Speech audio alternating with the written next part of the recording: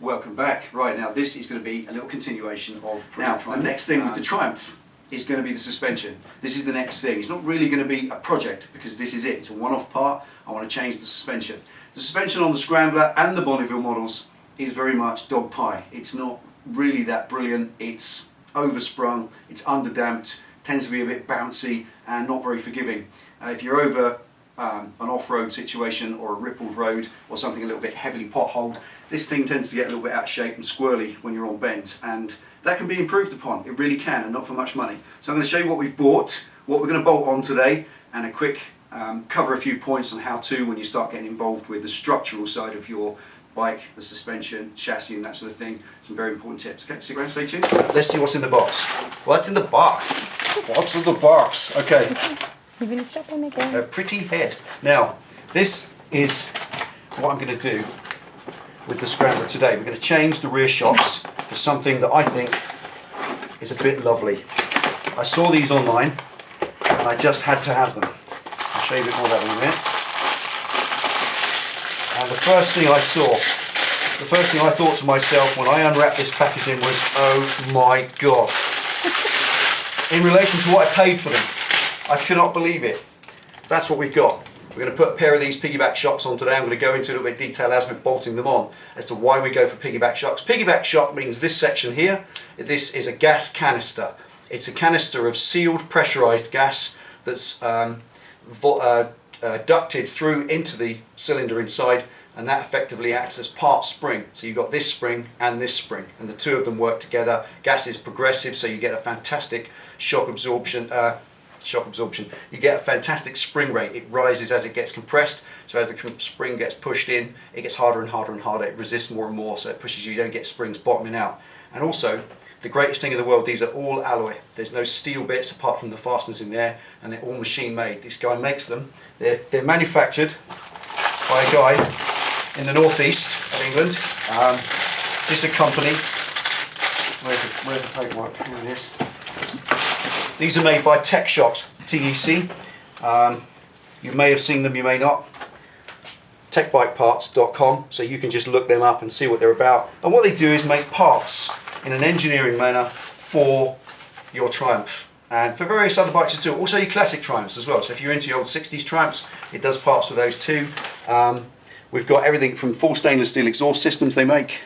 They also make shock absorbers for others. They make springs. They make the springs, they set them correctly. They make all the bodies for these. This is the product we got today, and check out that price. $89.99. Can you believe that? When I unwrapped these, I wondered for a second whether they sent me the wrong parts, whether I'd seen the picture. The quality of the product. It's like Christmas all over again.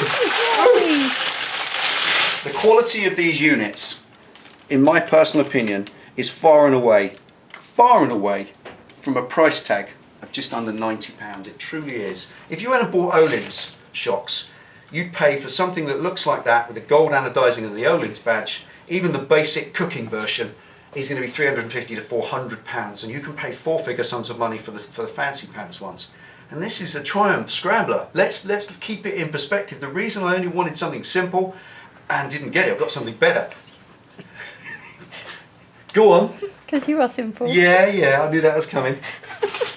Monkey boy. Right, so basically, in my personal opinion, they are leagues ahead of what I've got, and for a lousy £90. They really are. And all I want to do is give a big up to this chap who's these are the people. Okay, George Milburn, techbikeparts.com, and there's their numbers. Give them a call. I spoke to the guy, I had some questions. They include these little machined billet alloy parts. I mean, that is billet. Check the weight of that thing. Ooh. Oh, you're so funny. They weigh something like an ounce, and they're machined billet. And what they're for is what the guy does. He makes that shock for all of the Bonneville series, the Bonneville, the Thruxton and the Scrambler. Scrambler is higher suspension. So quite simply, they give you this little billet doodah that goes in the bottom. So the first job is I've got to take this ring out the bottom, fit these in as an extension, and then fit the ring back in underneath. That's the first job. but he includes those in the kit. So they're kind of made in a way that keeps the price down. And I like that a lot. I think that's forward thinking. And when I spoke to the guy, I just said, can you give me some basic insight? What exactly must I fit these? There's not really too much in the way of instructions, because you don't really need instructions on how to fit shocks. It's 2 bolts, take them off, put the new ones on, do them up. So he's a great guy. I couldn't believe the response. You know what it's like sometimes when you ring an engineering shop, they can be a little bit grumpy sometimes, but this guy, he's great. He's a Geordie, he's a gentleman, he's a lovely guy to talk to, and he was endlessly helpful. And this was on Boxing Day, on his mobile phone, because he puts his cell phone number on there too. And I phoned the guy up on a bank holiday, picked his phone up, not, oh, we're closed today, nothing like that. Yeah, no problem, mate, this is how you do, put them on, yeah, pop that in, don't do them up too tight, you don't need any Loctite on them, that's fine. And he gave me all the insight that I needed. So if you're going to use Tech Bike parts, do know that you're dealing with a great guy, a nice company, and I'm very pleased to have these for just £89. Up yours, Olins. Right. And let's remember, this thing is just a dog pie Triumph Scrambler. It's 53 horsepower of mayhem. It's not really going to need Olins, is it? That's like putting Nike trainers on your granny. Doesn't really make her run any faster, does it? Although they might look cool. Okay, the first job is to take this base piece out and then insert these little doodahs so that it's the correct length. Right. Okay, so that one goes in. Now, as he said to me, you don't really need any thread lock on this because it can't come undone. It physically can't come undone because it's all done up with a shock bolt through it. So that can't rotate and undo itself. So you don't really need any thread lock on it. And then it's just a case of 20mm on there, just to hold that. Now there's another, I've just put a spanner on my kit list, 20mm, I haven't had one for years. That's it, do them up. They're alloy threads, billet alloy threads, it doesn't need to be done up any tighter than that. And then with that, backed right off, and then pop that in till it seats. So as he said, you could have that, for instance, there or so, and then bring the lock nut up if you choose to have them jacked up a bit, but the amount of jack-uppedness on that is insignificant. It doesn't make any difference. So in exchange for that little bit of jack up, I'm happy to have that strength of them being done right up like that. Okay, all we need to do then is just nip that up. This again is from the guy who built this shock. So there's no need to do any of this bit up down here that tightly. Just nip them up, literally, gently.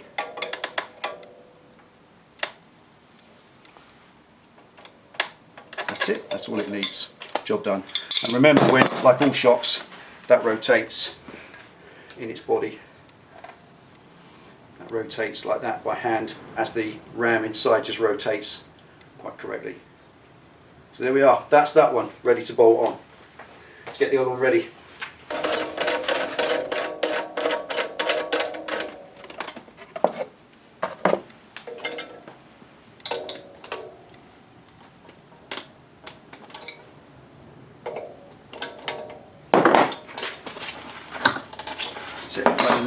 The next thing with them being universal, in the sense that they came for the Bonneville, is that the Scrambler has a slight difference, one slight difference over the other models, and that's when you look at the eyelet here.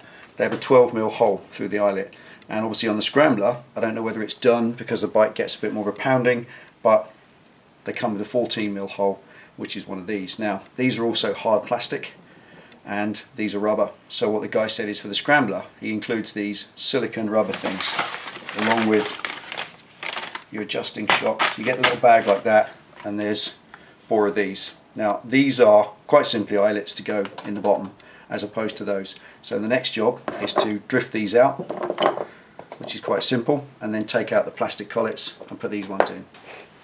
I'm going to save them because they're useful for all kinds of things in the future. And once they're out, inside these plastic eyelets are made in 2 halves, so there's a gap in the middle. You find down the centre, there's a little gap. There's a little toffee on there.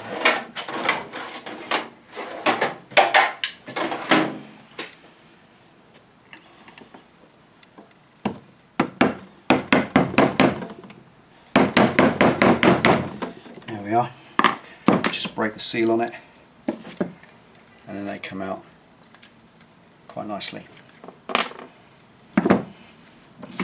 Nothing really needs to be done with any force. It's all just got a little bit of a grip on it because it's new. There we are. Let me pop one of these in. Okay, now that pops in quite nicely because it's nice and soft. These are silicone rubber bushes as opposed to the hard plastic that stuff is, and that makes a big difference in my view. Now they should pop in quite easy.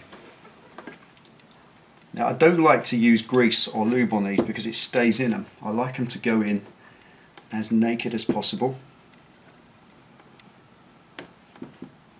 with as little grease or lubricant on there as possible. The reason for that is when they dry,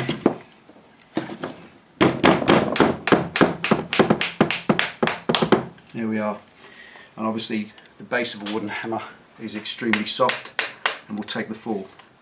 And that's it, there we are, popped in. No rubber lube, no grease, no nothing. I don't think you need it unless it really is producing for you a problem. Okay, right, do the next one.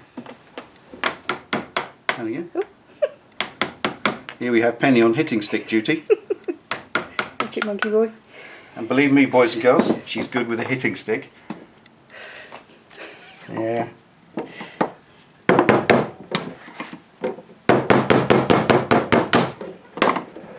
So you're just drifting these out, simple as you like. There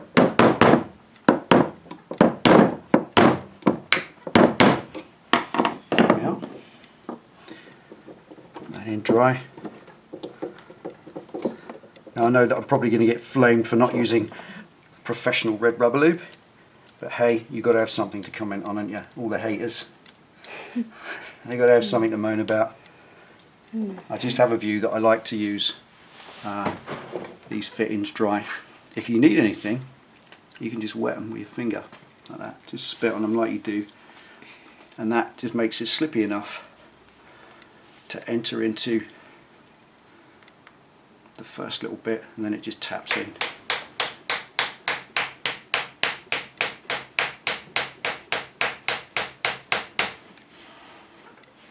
A tiny bit more. And before anyone asks the question, why don't I use red rubber lube on this? Tell them, Ben. I haven't got any. That's usually the answer. I ain't got none. Run out a long time ago and I just keep forgetting to get any. Okay, and the last one. Okay, to get these off, I've got to give myself just a little bit of room behind the exhaust because it's got to come off this way by about its width. And I've got almost that. So what I'm doing on this today, just now, I'm going to take off the two mounts because what I don't want to do, if I can help it, is move the silencers. I want to drop the silencers off because that will break the seal that I took so long to make. So I'm going to just try and see if I can do it. Yeah, there's a bit of flexibility there. And when you fit these new shocks, you have to take both the old ones off before you can put even the first one on. There's a reason for that, I'll show you why. Before I get anywhere there, just got my fingers crossed I can get this off. There it is. Try and protect that paintwork. Cloth down the back. Not really too much width. Right. Comes off there and off the bottom. There we are. Excellent. Excellent. I'm so chuffed I didn't have to take that off because that really would have broke my heart to have to do that seal again. There we are. So there's your new one, there's your old one. First thing you notice, the first thing, is that is about a pound heavier in weight. Now that don't make much difference on the Scrambler because it's not really a lightweight sports bike, but that just shows, if you look, it's important to compare these. It's important to compare these things. Check out the springs. You've got a girt big fat spring. Look at the wire thickness. If you hold that side by side, you've got probably about 1 or 2 mil thicker wire in the spring there. And you've also got more coils. You've got less coils in this. Now if you know your spring technology, less coils means a harder spring. Only provided it's the same thickness of wire on the coil spring. It's not, it's thinner. So that's actually a far weaker spring, but that's where the gas ram comes in. This gas canister is part of the spring overall, and it's progressive, which means that the more you compress it, it progresses harder and harder and harder in simple terms. So that's quite a dog pie thing. It's progressively wound. You've got the tight bits at the top and then looser at the bottom, so it's not too bad. But honestly, that thing there, they are just awful. So I'm going to pop these ones on, and the preload adjustment on this one, you have the step ring affair at the bottom, same as you do on your Harley. And on this one, you have a lovely collar, billet collar arrangement. I'm going to leave them at their minimum just to start with, because I need to do something quite important. So, there we are.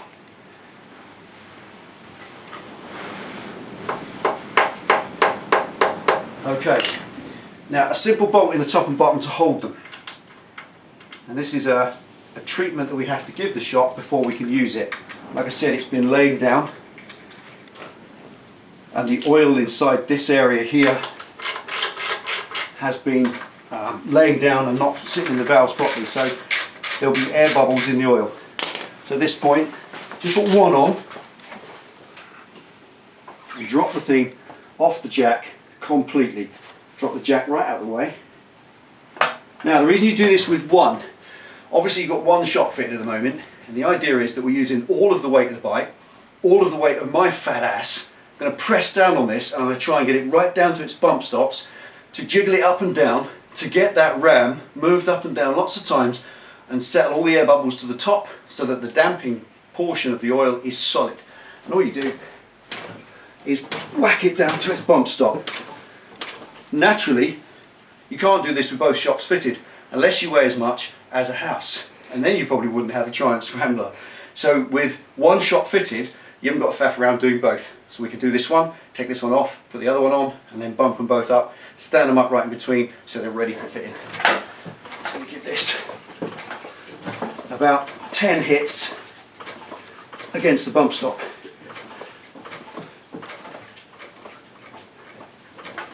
There we are, that's it. Jack it back up. Just set that one up right. Having done all that, don't lay it back down again, obviously. Put the other one on. Right, let's do this one.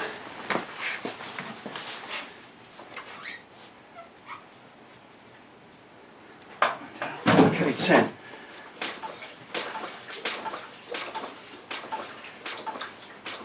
Right, at this point it doesn't hurt to clean out the threads in a proper way. If your bike is like mine, you're very lucky and you've got a new bike, then obviously you just use a wire brush and clean the threads. But in this instance, I'm going to use a tap. I'm going to run a tap down to take all the old Loctite out, because the old Loctite doesn't do anything, it doesn't lock anything, it just literally gets in the way. And it stops the new Loctite from doing its job. So just run a tap, or run it through a tap, a die even. Run it through a thread die, and that will clean up the thread till it's absolutely shiny and perfect. And oddly enough, feeling these as they go through, there's a resistance on them even where there's no thread lock. So these bolts are obviously just plated in some way. They're probably a zinc plated or cadmium plated bolt. But that's going through with, it's cutting a little bit of muck off it, cleaning the threads up, so when you put them back on, they're a beautiful fit with the new thread lock. And this particular one is the particular worst in question. You see that thread lock's all got caught in there, and that's quite hard to get out. You can use a wire brush, it does get it all out. You can use a pick, but there's nothing easier than just running it through. You wanted to just use it. Penny Pit Stop bought me a tap and die set for Christmas. Ta-da! There we are. So I just wanted to use it. You know what it's like, boys. You get new tools. Y'all gotta use your new tools. And that's brilliant at taking all the old thread lock off completely and cleaning the thread. And if there's any corrosion on there, you know it's going to take that out too. That's just killed all that and just took it out completely, which is lovely. That is not, you can't have that in the thread when you're doing it. And if it's a really bad one, then do it properly by putting the bolt in the vise, just in case you're interested. And that's the way to clean a thread. Obviously use the right die bit. because you'll just crack up the old thread otherwise. There we are. 4 clean bolts ready to go. Okay, washer on first. Now all you need with the thread lock is a little blob. And I say it's just like a blue wax. Just pop a bit on like that and let it stay there and work its way round. Sometimes you just, that's it. That's all you need, no more than that. Pop it on the bike. That's all wrench.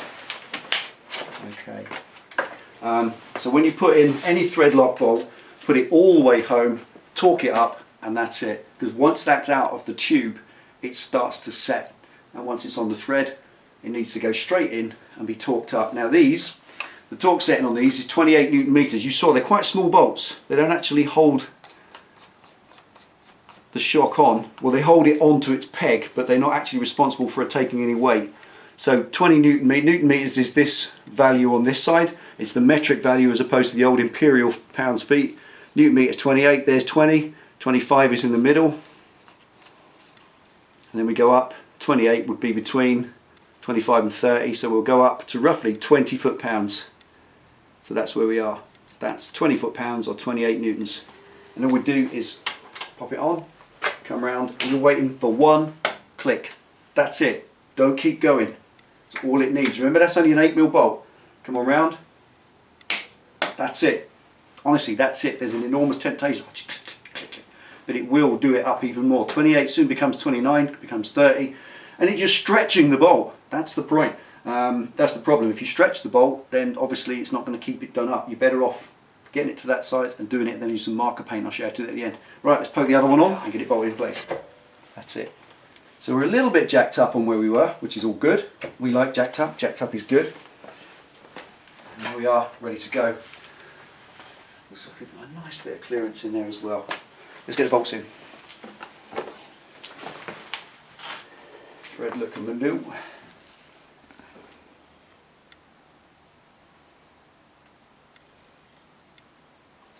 We are.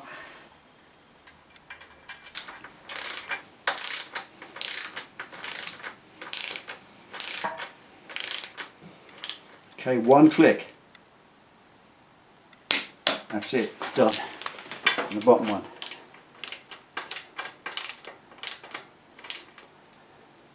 One click. Nice and straight. That's it. Right, now the final thing to do is marker paint. Now, I just use a bit of old Penny's orange nail varnish. You can use your colour you like. But it's just a specific thing that I really enjoy doing. On top of the bolt here, just make one dot on top of the bolt. There. That's it. That's all you need to do. If that bolt starts to undo itself, you'll soon see it go around here. If you need to know where it is, do that. If you want to align it anywhere on the body, just do a little dot so that the two dots line up. And the great thing with using nail varnish is it's an oil-based paint. Nail varnish comes off incredibly easy. It either cracks off with your fingernail when you want to remove it in the future because you're going to take the bolt off, put the bolt back in, or it comes off with a bit of acetone, nail varnish remover. It's easy. You can use Tip-X as well. It's exactly the same thing. A little bit on the bottom.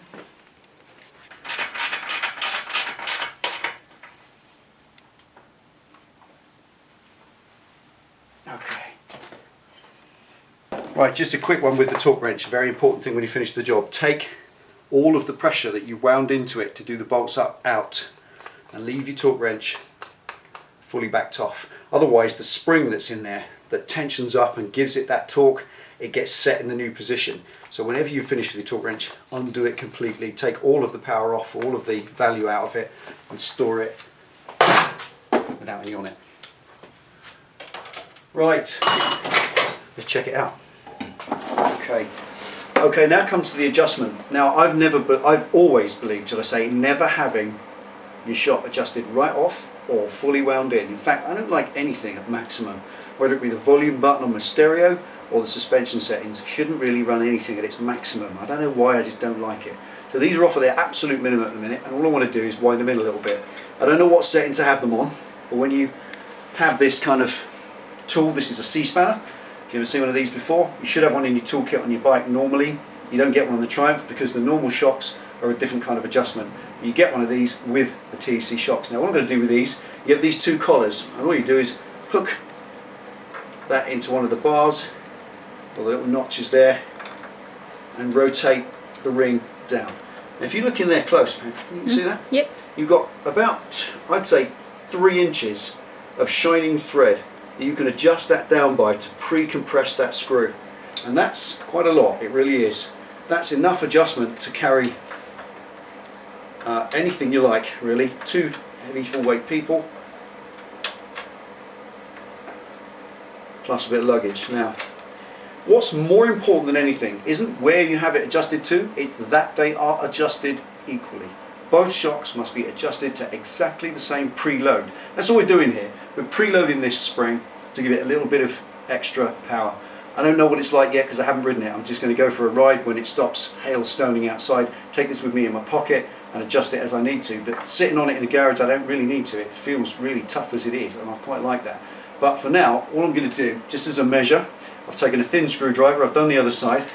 Now with the top lock nut adjusted right off, I'm taking this, so you've got 2 rings here. This ring at the bottom is the adjuster ring that adjusts the spring down, and this is the secondary one that spins down on top of it to lock it in place. So I'm using the gap in between them as a measure, and just going in and not quite. If I can, on the other side I've done it, so that I adjust this down just to get it off its minimum position. That's all I want to do, so that I can get the screwdriver in and it touches the body inside, which gives me about 3 or 4 mil of gap between the lock ring and the adjuster. And that's how you will always do it. When you adjust these to set them equally both sides, you take the adjuster ring right off up to its top, and then you measure with an accurate ruler or a vernier gauge if you've got one, better still, how far that is down away from its lock ring when it's back right off. And once they're both exactly the same, you know that they're set at the same spring rate, because as you preload that, you're increasing the poundage, you're increasing the spring rate on that spring and making it a stiffer spring. So I'm coming down, I think I'm about there. It's actually a little bit too much. So it must be accurate. This is a really, if you're quite slapdash on things, then this is something that you can't afford to be. Oh, one too many. There it is. Perfect. Right, and we adjust that lock ring down and bring the lock ring till one sets against the other. That's it, it won't move. Okay, there we are, that's it, adjusted. So there we are, that's it for now. Take it easy, ride safe. Thanks for all your amazing support on the recent videos. We love it to bits. Keep the comments coming. If you've got any questions about the shocks, please ask. It's ever so simple, but I'd rather you ask than presume something, because we can always put you straight on that. Okay, ride safe, take it easy. Thanks for watching. See you next time.